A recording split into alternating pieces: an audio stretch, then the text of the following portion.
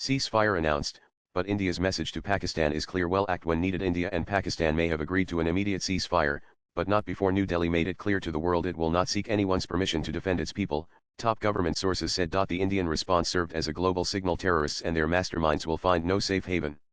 Hours before the ceasefire was announced, India had warned that any future terrorist attack would be treated as an act of war and responded to accordingly, a direct message to Pakistan to rein in its actions going forward. India's massive retaliatory strike, codenamed Operation Sindoor, targeted deep positions inside Pakistan and Pakistan-occupied Jammu and Kashmir to avenge the brutal killing of 26 civilians in the Pahalgam attack.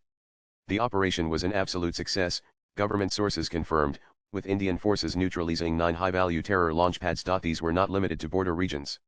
India struck targets hundreds of kilometers inside Pakistani territory, including in Bahawalpur and across Punjab province, both considered key military strongholds.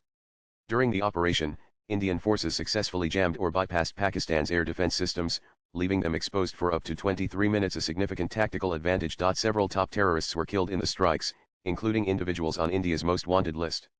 Entire leadership structures of multiple terror modules were eliminated in a single night. Operation Sindoor was not just about the Pahalgam massacre, it also avenged past terror attacks. The targets included camps used to train Ajmal Kazib, David Headley, and others involved in the 2611 Mumbai attacks and the IC-814 hijacking. For long, these terrorists operated with impunity under Pakistani protection. That era, sources said, has ended. India also deployed non-military measures to reinforce its strategy and consolidate international support. Among them was the suspension of the Indus Waters Treaty, a move with serious consequences.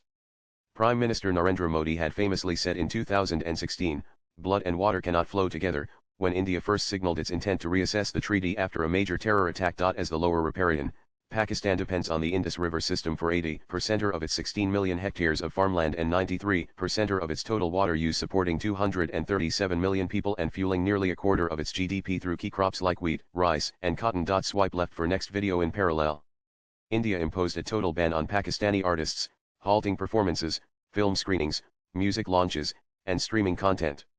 This cultural blockade added further economic and symbolic pressure on Pakistan. These coordinated kinetic and non-kinetic actions, officials said, imposed tangible diplomatic and economic costs, deepened Pakistan's isolation, and reaffirmed India's zero-tolerance policy on terrorism. Latest blogs.